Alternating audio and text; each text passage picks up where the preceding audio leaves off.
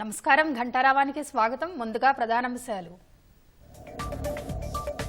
సైఫ్ అలీ ఖాన్ పై దాడి కేసులో నిందితుడి అరెస్ట్. బంగ్లాదేశ్ కు చెందిన వ్యక్తిగా గుర్తించిన ముంబై పోలీసులు.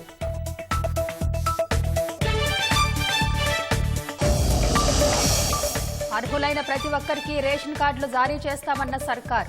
ప్రస్తుత జాబితాలో లేకున్నా మళ్లీ దరఖాస్తు చేసుకోవచ్చని వెల్లడి. రేపటి నుంచి కాళేశ్వరం కమిషన్ తదుపరి విచారణ. గత ప్రభుత్వ పెద్దలను ప్రశ్నించే అవకాశం.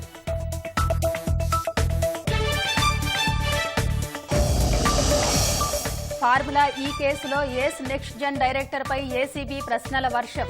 అనుభవం లేకున్నా ఎందుకు ఒప్పందం చేసుకున్నారని ఆరా.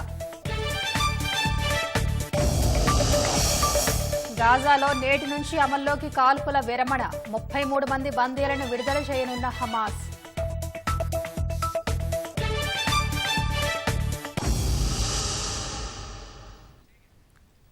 బాలీవుడ్ నటుడు సైఫ్ అలీ ఖాన్ పై కత్తి దాడి కేసులో నిందితుడిని పోలీసులు థానేలో అదుపులోకి తీసుకున్నారు. నిందితుడు పోలీసుల నుంచి తప్పించుకునేందుకు తన పేరును తప్పుగా చెప్పాడు. తొలుత తన పేరును విజయ్ దాస్ గా, తర్వాత బిజయ్ దాస్ గా పేర్కొన్నాడు. మరి కాసేపటికి మహమ్మద్ ఇలియాస్ గా చెప్పాడు. కానీ పోలీసులు అతడి పేరును మహమ్మద్ షహబాజుగా ధృవీకరించారు. బంగ్లాదేశ్ నుంచి భారత్కు వచ్చినట్టు ప్రాథమికంగా తెలిసిందన్నారు. నిందితుడు 5 నుంచి 6 నెలల కింద ముంబైకి వచ్చాడని, ఓ హౌస్ కీపింగ్ ఏజెన్సీలో పనిచేశాడని ముంబై జోన్ 9 డీసీపీ దీక్షిత్ తెలిపారు. భారత్కు వచ్చాక పేర్లు మార్చుకుని తిరుగుతున్నట్టు వివరించారు. చోరీ కోసమే సైఫ్ ఇంట్లోకి చొరబడ్డాడని పేర్కొన్నారు. సైఫ్ అలీ ఖాన్ పై కత్తిదాడి కేసులో నిందితుడిని పోలీసులు ఎట్టకేలకు పట్టుకున్నారు. 30కి పైగా పోలీసు బృందాలు ముంబై వ్యాప్తంగా జల్లెడపట్టి థానేలో అదుపులోకి తీసుకున్నారు. నిందితుడిని అదుపులోకి తీసుకున్న సమయంలో తప్పించుకునేందుకు పేరును తప్పుగా చెప్పినట్టు ముంబై జోన్ 9 డీసీపీ దీక్షిత్ తెలిపారు. తొలుత విజయ్ దాస్గా, తర్వాత విజయ్ దాస్గా, ఆ తర్వాత మహమ్మద్ ఇలియాస్గా పేర్కొన్నాడని చెప్పారు. నిందితుడి అసలు పేరు మహమ్మద్ షహజాద్ అని ధృవీకరించారు. బంగ్లాదేశ్ నుంచి వచ్చి ఉంటాడని అనుమానిస్తున్నట్టు చెప్పారు. భారత్కు సంబంధించి నిందితుడి వద్ద ఎలాంటి ధృవీకరణ పత్రాలు లేవని వెల్లడించారు.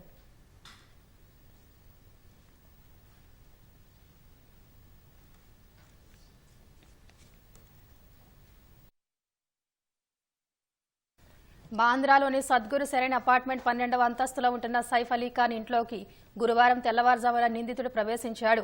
ఆ సమయంలో సైఫ్ దంపతులతో పాటు 4 ఏళ్ల జేహ్, 8 ఏళ్ల తైమూర్, 5 సహాయకులు ఉన్నారు.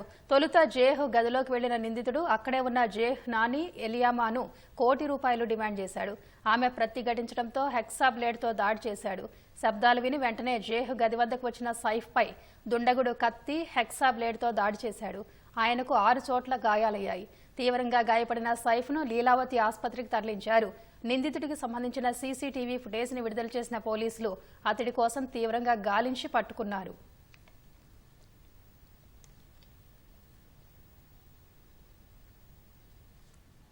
आरोपी का नाम मोहम्मद शरीफुल इस्लाम शहजाद है, एज 30 इयर्स।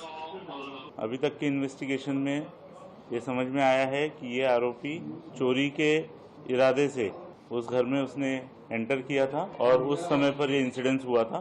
इस एक्यूज को कोर्ट में पेश किया जाएगा और पुलिस कस्टडी की रिक्वेस्ट की जाएगी और उसके बाद आगे का इन्वेस्टिगेशन किया जाएगा। ये जो आरोपी है, यह आरोपी बांग्लादेशी ओरिजिन का है, ऐसा हमारा डाउट है। సైఫ్ అలీ ఖాన్ పై కత్తి దాడి ఘటనలో ఆయన సతీమణి కరీనా కపూర్ ఇప్పటికే పోలీసులకు ఇచ్చిన వాంగ్మూలంలో కీలక విషయాలు వెల్లడించారు. ఘటన సమయంలో దుండగుడు కోపంగా సైఫ్ పై కత్తితో పలుమార్లు దాడి చేశాడని ఆమె తెలిపారు. సైఫ్ను త్వరగా ఆసుపత్రికి తీసుకువెళ్లాలనేది అప్పుడు తమ మొదటి ప్రాధాన్యతని చెప్పారు. నిందితుడు వెంటనే అక్కడి నుంచి పారిపోయాడని, ఇంట్లో ఉన్న ఆభరణాలను మాత్రం ముట్టుకోలేదని చెప్పారు.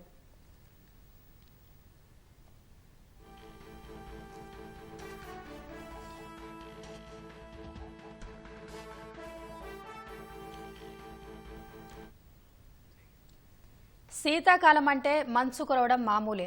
అసలు ఈ కాలం మొదలైందంటేనే అందరూ వేచి చూసేది మంచు ఎప్పుడు కురుస్తుందా అని. అలాంటి పొగమంచు లేవగానే మనని పలకరిస్తూ మన పరిసర ప్రాంతాల్లో కప్పేస్తే ఆ అనుభూతి మాటల్లో వర్ణించలేం కదా. భాగ్యనగరంలో కూడా అలాగే అవుతుంది. ఉదయం లేవగానే ఇది ప్రకృతి ప్రేమికులను ఎంత ఆనందంగా పరుస్తుందో అదే సమయంలో వాహనదారులను అంత ఇబ్బంది పెడుతుంది. గత కొన్ని రోజుల నుంచి చలి తీవ్రత విపరీతంగా పెరిగిపోతుంది. ఉదయం వేళల్లో పొగమంచు కప్పేస్తుంది. దీంతో ప్రజలు ఉక్కిరిబిక్కిరవుతున్నారు. నగరంలో పొగమంచుతో ఉదయం వాహనదారులు తీవ్ర ఇబ్బందులకు గురవుతున్నారు. ట్యాంక్ బండ్, నెక్లెస్ రోడ్లో పొగమంచుతో ఉదయం సమయంలో వాకింగ్ చేస్తున్న వారు సైతం ఇబ్బందులు పడుతున్నారు. హుస్సేన్ సాగర్ ప్రాంతాల్లో ప్రకృతి ప్రేమికులైతే ఉదయం సమయంలో మంచు కురుస్తున్న సమయంలో ఫోటోలు, వీడియోలు తీసుకుంటూ తమ ఆనందాన్ని ఇతరులతో పంచుకుంటున్నారు.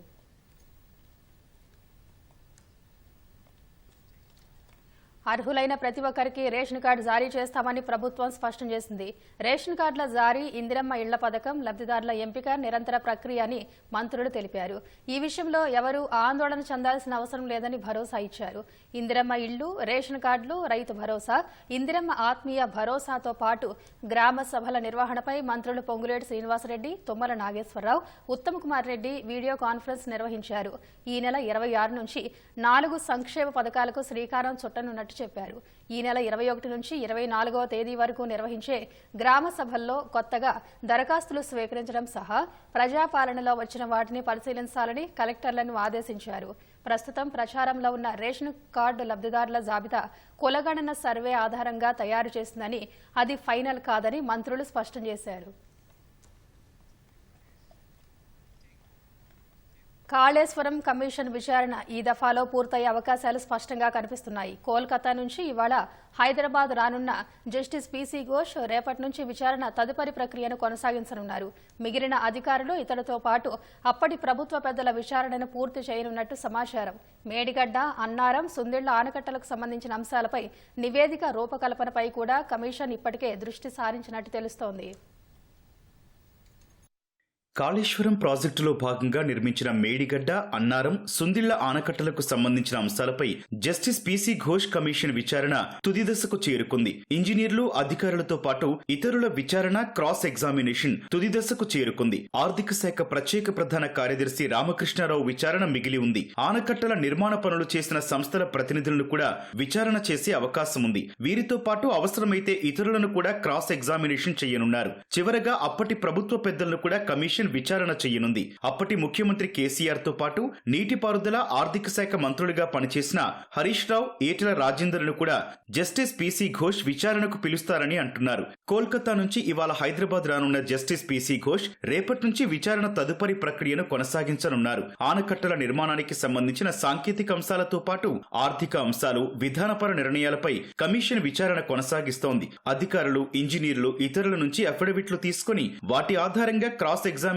చేసి సాక్ష్యాలు నమోదు చేస్తోంది. Vigilance and enforcement, comptroller and auditor general CAG నివేదికలను కూడా పరిగణలోకి తీసుకుని విచారణ చేస్తోంది. ఎన్డీఎస్ నిపుణుల కమిటీ సహా వివిధ సంస్థల నివేదికలు, పరిశీలన అంశాలపై కూడా జస్టిస్ పీసీ ఘోష్ కమిషన్ దృష్టి సారించింది. వాటన్నింటి ఆధారంగా 3 ఆనకట్టలకు సంబంధించిన లోపాలు, తప్పులపై విచారణ చేస్తోంది. రేపటి నుంచి మిగిలిన వారందరినీ విచారణ చేసి ఈ దఫాలో క్రాస్ ఎగ్జామినేషన్ ప్రక్రియను పూర్తి చేయాలన్న ఆలోచనలో కమిషన్ ఉన్నట్లు తెలుస్తోంది. ఇప్పటి వరకు జరిగిన విచారణ, వెలుగులోకి వచ్చిన అంశాల ఆధారంగా నివేదిక రూపకల్పనకు సంబంధించి కూడా కమిషన్ ఇప్పటికే దృష్టి సారించినట్లు తెలుస్తోంది. విచారణ ప్రక్రియను పూర్తి చేసి రాష్ట్ర ప్రభుత్వానికి నివేదిక సమర్పించనుంది.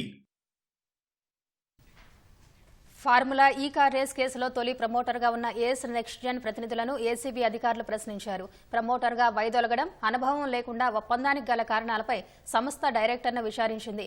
మొదటి 2 విడతల్లో పిలిచినా విచారణకు రాని ఏస్ నెక్స్ట్ జెన్ డైరెక్టర్ మూడోసారి నోటీసులకు మాత్రం తప్పనిసరిగా హాజరయ్యారు. ఈ క్రమంలో అధికారులు పలు కీలక విషయాలను రాబట్టినట్టు తెలుస్తోంది. ఫార్ములా ఈ రేస్ వ్యవహారంలో అవినీతి నిరోధక శాఖ దర్యాప్తు ముమ్మరంగా సాగుతోంది. అందులో భాగంగా ace next gen director Chalamalasetti Anil Kumar ను ఏసీబీ అధికారులు విచారించారు. తన న్యాయవాదితో కలిసి ఏసీబీ కార్యాలయానికి వచ్చిన ఆయన్ను దాదాపు 2.5 గంటల పాటు విచారించి వాంగ్మూలం నమోదు చేశారు. ఈ కేసులో ప్రధాన నిందితుడైన మాజీ మంత్రి కేటీఆర్, సీనియర్ ఐఏఎస్ అధికారి అరవింద్ కుమార్, హెచ్ఎండిఏ విశ్రాంత చీఫ్ ఇంజనీర్ బిఎల్ఎన్ రెడ్డిలను ఏసీబీ ఇప్పటికే ఒక విడత విచారించింది. ఈ ముగ్గురి వాంగ్మూలాలను పరిగణలోకి తీసుకుని అనిల్ కుమార్ ను పలు అంశాలపై లోతుగా ఆరా తీశారు. ఫార్ములా ఈ రేస్ నిర్వహణలో స్పాన్సర్ గా ఉండేందుకు గల కారణాలపై ఏసీబీ అధికారులు ఆరా తీశారు. గతంలో ఎలాంటి అనుభవం లేకున్నా 2022లో ఈ రేస్ నిర్వహణ ఒప్పందంలోకి ఎందుకు రావాల్సి వచ్చిందని, ఇందుకోసం ఎవరైనా ప్రోత్సహించారా అని అడిగినట్లు తెలుస్తోంది. రాష్ట్రంలో తమ వ్యాపారం స్థిరపరచుకోవడంలో భాగంగా ప్రభుత్వంతో సత్సంబంధాలను మెరుగుపరుచుకునేందుకు రావాల్సి వచ్చిందని అనిల్ చెప్పినట్లు సమాచారం.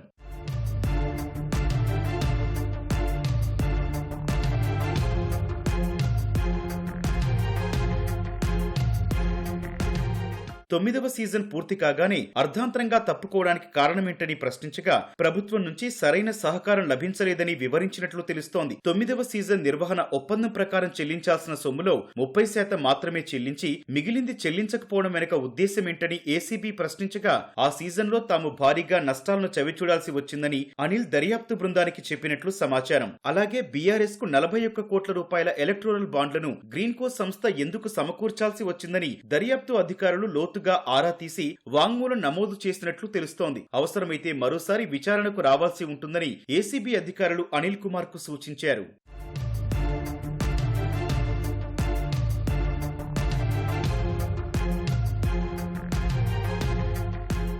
ఇప్పటి వరకు కేసులో A1, A2, A3గా ఉన్నవారితో పాటు ప్రమోటర్గా వ్యవహరించి అర్ధాంతరంగా తప్పుకున్న ఏస్ నెక్స్ట్ జెన్ వాంగ్మూలాలను కూడా ఏసీబీ నమోదు చేసింది. ఇక ఏసీబీ తదుపరి చర్యలు ఎలా ఉంటాయనేది ఆసక్తికరంగా మారింది. కుటుంబానికి తనకు మధ్య ఉన్నది ఆస్తి తగాదాలు కాదని సినీ నటు మన్సు మనోజ్ స్పష్టం చేశారు.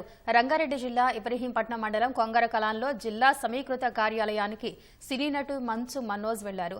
జిల్లా అదనపు కలెక్టర్ ప్రతిమా సింగ్ను కలిసిన మనోజ్ మోహన్ బాబు వేసిన పిటిషన్పై వివరణ ఇచ్చారు. విద్యార్థులకు అన్యాయం జరుగుతుందని వ్యతిరేకించినందుకే తనపై కేసులు పెడుతున్నారని, న్యాయం పొందే వరకు పోరాటం ఆగదని మనోజ్ తేల్చి చెప్పారు. కలెక్టర్ గారి ఆదేశాల మేరకు నేను ఇక్కడ గౌరవించి ఇక్కడ రావడం జరిగింది. అండ్ ప్రతి ఒక్కరు దీని ఆస్తి గొడవలు అని అంటున్నారు. నేను మళ్ళీ చెప్తున్నాను, తిరుపతిలోనూ చెప్పాను, అంతకు ముందు చెప్పాను, ఇప్పుడు చెప్తాను, ఎప్పుడు అదే మాట మీద ఉంటాను నేను. ఇది ఆస్తి గొడవలు కాదు. ఏదైతే క్యాంపస్ లో జరుగుతుంది, ట్రస్ట్ లోను ఆ సొసైటీలోను జరుగుతున్న విషయాలు అంటే స్టూడెంట్స్ కి ఇబ్బంది కలిగేది, ఈ హాస్టల్స్ వల్ల ఇబ్బంది కలిగేది, ప్రైవేట్ హాస్టల్కి జరిగే దౌర్జన్యాలు, ఇవన్నీ నేను అడిగేదానికి క్యాంపస్ లో ఉన్న ఎగ్జిక్యూటివ్ డైరెక్టర్ ని అండ్ ట్విట్టర్ ద్వారా అడిగాను, పర్సనల్ గా మెసేజ్లు చేశాను. ఇలా స్టూడెంట్స్ ఇబ్బంది పడుతున్నారని అడిగితే ఐ విల్ సూ దెమ్ అని చెప్పాడు ఆయన. నా వాట్సాప్ మెసేజ్ అవన్నీ నేను సబ్మిట్ చేస్తున్నాను. ఢిల్లీ హైకోర్టు నుంచి కేసులు పెట్టారు, హైదరాబాద్ హైకోర్టులో అన్ని కోర్టులు, తిరుపతిలో ఎన్ని కోట్లు ఉంటే అన్ని కోట్లు, ఎన్ని చోట్ల నుంచి పెట్టాలో అన్ని చోట్ల నుంచి పెట్టేశారు. చంద్రమండలం కూడా వెళ్ళి పెట్టుకోమనండి, నేను మాత్రం న్యాయం కోసం పోరాడతాను. ఎవరిని వదిలేదే లేదు, సమస్య లేదు. కూర్చొని మాట్లాడేంత వరకు సినిమా తీస్తున్నారు, దానికి 200 కోట్లు ఖర్చు పెడుతున్నారు, అది ఎక్కడి నుంచి వస్తుందని కూడా తెలియట్లేదు. So these are all my questions. And ఇది ఎలాగా అనేది మీరు చెప్తే ఒకరిని నిలబెట్టేదానికి ఇంతమంది స్టూడెంట్స్ ని, ఇంతమంది లోకల్ విలేజర్స్ ని వాళ్ళ కష్టాన్ని మీద కొడతాం అనుకుంటే మాత్రం ఇది చాలా కరెక్ట్ కాదు. మెజిస్ట్రేట్ గారికి ఇదే చెప్పాను. కలకలం రేపిన అఫ్జల్గంజ్ కాల్పుల కేసును పోలీసులు ముమ్మరంగా దర్యాప్తు చేస్తున్నారు. బీహార్కు చెందిన మనీష్ ముఠా బీదర్లో దోపిడీ చేసి హైదరాబాద్ చేరుకుని కాల్పులకు తెగబడినట్టు గుర్తించిన పోలీసులు ముఠా కోసం వేట కొనసాగిస్తున్నారు. ముఠాలో మనీష్ కీలకంగా ఉన్నట్టు పోలీసులు తేల్చారు. మనీష్ పై బీహార్, ఛత్తీస్గఢ్ రాష్ట్రాల్లో దోపిడీలు, హత్య కేసులు ఉన్నట్టు బయటపడింది. కరుడుగట్టిన దోపిడీ దొంగ మనీష్ పై ఇప్పటికే బీహార్ ప్రభుత్వం రివార్డు కూడా ప్రకటించినట్టు సమాచారం. 10 బృందాలతో నిందితుల కోసం బీదర్, రాయ్పూర్తో పాటు హైదరాబాద్లోనూ తీవ్రంగా గాలిస్తున్నారు. అఫ్జల్గంజ్ లో కాల్పుల తర్వాత ఆటోలో మనీష్ ముఠా సికింద్రాబాద్, అటు నుంచి బీహార్ కు తప్పించుకుపోయినట్టు ఉన్నతాధికారులు భావిస్తున్నారు. మనీష్ ముఠా బీదర్లో దోపిడీకి పాల్పడి సులభంగా హైదరాబాద్ కు వచ్చి పలు ప్రాంతాల్లో తచ్చాడినట్టు పోలీసులు అనుమానిస్తున్నారు. చెడు అలవాట్లకు బానిసైన 2 అమ్మాయిలు గంజాయి రవాణా చేస్తూ రైల్వే పోలీసులకు చిక్కారు. ఆంధ్రప్రదేశ్లోని విశాఖ నుంచి మహారాష్ట్ర షోలాపూర్కు గంజాయి తరలిస్తున్న 2 యువతులను సికింద్రాబాద్ రైల్వే పోలీసులు అరెస్ట్ చేశారు. నిందితుల నుంచి 4.5 లక్షల విలువైన 17 కిలోల గంజాయిని స్వాధీనం చేసుకున్నారు. కోనార్క్ ఎక్స్ప్రెస్ లో గంజాయి తరలిస్తున్నారన్న సమాచారం మేరకు సికింద్రాబాద్ రైల్వే స్టేషన్లో పోలీసులు తనిఖీలు చేపట్టారు. ఆ తనిఖీల్లో మధ్యప్రదేశ్కు చెందిన ఇస్రత్ భానో, ఛత్తీస్గఢ్కి చెందిన కాంచన హాస్టల్లో చదువుకుంటున్నారు. ఈ క్రమంలో చెడు వ్యసనాలకు బానిసై రాజా అనే వ్యక్తి ద్వారా గంజాయి సరఫరా చేస్తున్నట్టు పోలీసులు పేర్కొన్నారు. కోస్టా అనే ఆన్లైన్ యాప్లో పెట్టుబడి పెట్టి నిలువున మోసపోయిన బాధితులు జనగామ పట్టణ పోలీసులను ఆశ్రయించారు. కొంతకాలంగా జనగామ పట్టణంతో పాటు జిల్లాలోని పలు మండలాల్లో కొందరు కోస్టా యాప్లో పెట్టుబడులు పెడుతున్నారు. తొలుత కొందరికి రెట్టింపు లాభం రావడంతో వారు గొలుసు పద్ధతిలో మరికొందరిని చేర్పించారు. కొందరు ఏజెంట్లు ఆశ చూపించి చాలా మందితో డబ్బులు పెట్టించారు. కొద్ది రోజులుగా యాప్లో డబ్బులు విత్డ్రా ఆప్షన్ తొలగించేసరికి లబోదిబోమంటున్నారు. ఆస్ట్రేలియాకు చెందిన ఈ యాప్లో దాదాపు 15 కోట్ల పెట్టుబడి పెట్టినట్టు తెలుస్తోంది. బాధితుల ఫిర్యాదుతో ఏజెంట్లు శ్రీధర్, ఇక్రముద్దీన్లపై కేసు నమోదు చేశారు. సైబర్ నేరాల పట్ల తీసుకోవాల్సిన జాగ్రత్తలను పిల్లలు చెబితే వారి తల్లిదండ్రులు తప్పక పాటిస్తారని రాజన్న సిరిసిల్ల జిల్లా ఎస్పీ అఖిల్ మహాజన్ అన్నారు. ఇందుకోసం వినూత్న కార్యక్రమం చేపట్టారు. విద్యార్థులను బాధ్యతాయుతమైన పౌరులుగా తీర్చిదిద్దటమే లక్ష్యంగా ఎస్పీ కార్యాలయంలో కాకీ కిడ్స్ కార్యక్రమానికి శ్రీకారం చుట్టారు. ముఖ్య అతిథిగా హాజరైన ప్రభుత్వ విప్ ఆది శ్రీనివాస్ ఈ కార్యక్రమాన్ని అభినందించారు. సమాజంలో వస్తున్న మార్పులకు అనుగుణంగా సైబర్ నేరాలు పెరుగుతున్నాయని, వీటిపై విద్యార్థులు, తల్లిదండ్రులకు, ప్రజలకు అవగాహన కల్పించాలన్నారు. విద్యార్థులు సోషల్ మీడియాకు దూరంగా ఉండాలని, వ్యక్తిగత గోప్యత పాటించాలని ఆది శ్రీనివాస్ సూచించారు. ఎందుకు జరుగుతుంది? రెండు కారణం. ఫస్ట్ ఏంటి, మనం అవేర్నెస్ లేదు, మనకి తెలియదు. ఏమైనా సైబర్ ఫ్రాడ్ జరుగుతుంది 90% గ్రీడ్ వల్ల జరుగుతుంది. మనం ఏం చేయాలి? మనం ఇది చైతన్యం చేస్తాము, అవగాహన ఇస్తాము మీకు. మీరు మీ అమ్మ నాన్నకి అందరికీ చెప్పాలి. సో దాట్ మనం మన స్టేట్ లో లేకపోతే మన డిస్ట్రిక్ట్ లో ఇట్లయినా సైబర్ ఫ్రాడ్స్ తగ్గిపోవచ్చు. మీరు ఇది ఇంట్రెస్ట్ తీసుకొని ఈ ఖాకీ కిడ్ మీరు 100% మనకి సహకరించాలి. మనం ప్రజలకి హెల్ప్ చేయాలి. మీరు దానికి మనం ముందు ఉన్నారు. ఎందుకంటే పిల్లలకి చెప్తే వాళ్ళ ముందు తీసుకోపోతారు. వీళ్ళ ఎంత మందికి చెప్తే అది ఎవరు వినరు. మీరు చెప్తే 100% జనాలు వింటారు, మీ అమ్మ నాన్న వింటారు. జరగబోతున్న మోసాలను ఏ విధంగా అరికట్టాలి, వాటిని ఏ విధంగా సమాజంలో ఉన్నటువంటి వారికి తెలియజెప్పాలి, ప్రధానంగా మన ఇంట్లో ఉన్నటువంటి తల్లిదండ్రులకు కూడా చెబుతూ సమాజ హితం కొరకు సమాజంలో పెరిగిపోతున్నటువంటి నేరాలను, ఘోరాలను అరికట్టడంలోను మరి పోలీస్ శాఖకు సంబంధించి ప్రతి పోలీస్ స్టేషన్ నుంచి కూడా ఒకరొకరికి ఈ అంశంలో ట్రైనింగ్ ఇచ్చి ఈ జిల్లాలో ఉన్న మెడికల్ కాలేజ్ గానీ, అగ్రికల్చర్ కాలేజ్ గానీ, జూనియర్ కాలేజీలు గానీ, డిగ్రీ కాలేజీలలో కూడా అవేర్నెస్ క్యాంపుగా వచ్చి ఎప్పటికప్పుడు చైతన్యపరిచే విధంగా, అంటే సామాజిక రూపుమాపడంలోనూ ఫ్రెండ్లీ పోలీస్ అనేటువంటి నినాదంతో చాలా ముందుకు పోతా ఉంది. అందులో ఏమాత్రం అనుమానం లేదు. ఇప్పటికి అనేక సందర్భాలు కూడా చెప్పడం జరిగింది. శ్మశానంగా మారిన గాజాలో శాంతి పవనాలు వేయనున్నాయి. దాదాపు 15 నెలలుగా బాంబుల మోతలు, మృత్యు కేకలతో దద్దరిల్లిన గాజాలో ఇజ్రాయెల్, హమాస్ మధ్య మరికొన్ని గంటల్లో కాల్పుల విరమణ అమల్లోకి రానుంది. భారత కాలమానం ప్రకారం మధ్యాహ్నం 12 గంటలకు ఒప్పందం ప్రారంభమవనున్నట్లు ఖతార్ ప్రకటన విడుదల చేసింది. అయితే హమాస్ ఇవాళ విడుదల చేసే 3 మహిళా బందీల పేర్లను ముందుగా వెల్లడించకపోతే ఒప్పందంపై ముందుకు సాగబోమని ఇజ్రాయెల్ ప్రధాని నెతన్యాహు వ్యాఖ్యానించారు. 42 రోజుల పాటు సాగే ఒప్పందం మొదటి దశలో ఇజ్రాయెల్కు చెందిన 33 మంది మహిళలు, చిన్నారులు, అలాగే వారికి బదులుగా 737 మంది పాలస్తీనా ఖైదీలు విడుదలవుతారు. గాజాలో బఫర్ జోన్ వరకు ఇజ్రాయెల్ బలగాలు వెనక్కి మళ్లాలి. గాజాలోకి భారీగా మానవతా సాయానికి అనుమతి లభిస్తుంది. ఈలోపు రెండో దశపై చర్చలు జరుగుతాయి. ఆ తర్వాత శాశ్వత కాల్పుల విరమణ, గాజా పునర్నిర్మాణం, మృతదేహాల అప్పగింత మూడో దశలో జరుగుతాయి.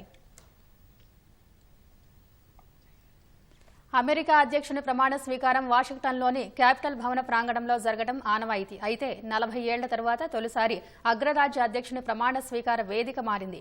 అతి శీతల వాతావరణం కారణంగా ప్రమాణ స్వీకార కార్యక్రమాన్ని క్యాపిటల్ భవనం నుంచి మరో చోటకు మార్చారు. ఈ నెల 20న డౌన్ టౌన్లోని క్యాపిటల్ వన్ అరేనాలో 47వ అధ్యక్షుడిగా డొనాల్డ్ ట్రంప్ ప్రమాణం చేయనున్నారు. సాధారణంగా అమెరికా అధ్యక్షుడి ప్రమాణ స్వీకారం వాషింగ్టన్లోని క్యాపిటల్ భవన ప్రాంగణంలో జరుగుతుంటుంది. అయితే 40 ఏళ్ల తర్వాత తొలిసారి ప్రమాణ స్వీకార వేదికను మార్చారు. అతి శీతల వాతావరణ పరిస్థితుల కారణంగా ఈ నెల 20న జరగాల్సిన డొనాల్డ్ ట్రంప్ ప్రమాణ స్వీకార వేదికను క్యాపిటల్ భవనం నుంచి డౌన్ టౌన్లోని క్యాపిటల్ వన్ అరేనాకు మార్చారు. ఇది ఇండోర్ వేదిక. దీంతో అమెరికా 47వ అధ్యక్షునిగా ట్రంప్ క్యాపిటల్ భవనం మెట్లపై కాకుండా ఇండోర్లో ప్రమాణం చేయనున్నారు. ఆ రోజు జరగాల్సిన ఇతర కార్యక్రమాలు కూడా క్యాపిటల్ వన్ అరేనాలోనే జరగనున్నాయి.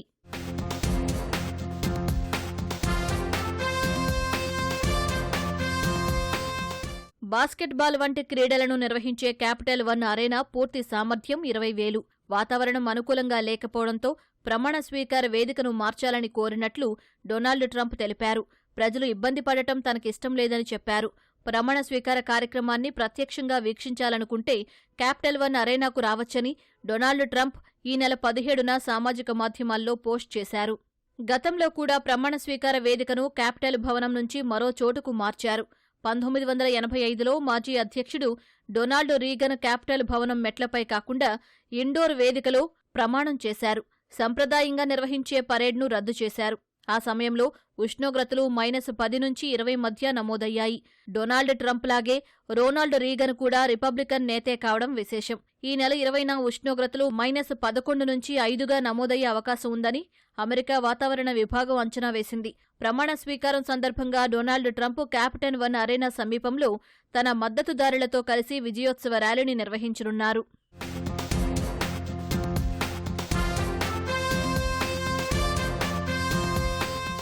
ప్రమాణ స్వీకారానికి ముందు శ్వేత సౌధంలో అమెరికా ప్రస్తుత అధ్యక్షుడు జో బైడెన్, ఉపాధ్యక్షురాలు కమలా హ్యారిస్, డొనాల్డ్ ట్రంప్ దంపతులకు తేనేటి విందు ఇవ్వనున్నారు.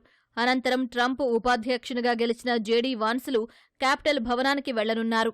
అమెరికా సుప్రీంకోర్టు ప్రధాన న్యాయమూర్తి justice John Roberts Donald Trump చేత ప్రమాణం చేయించనున్నారు.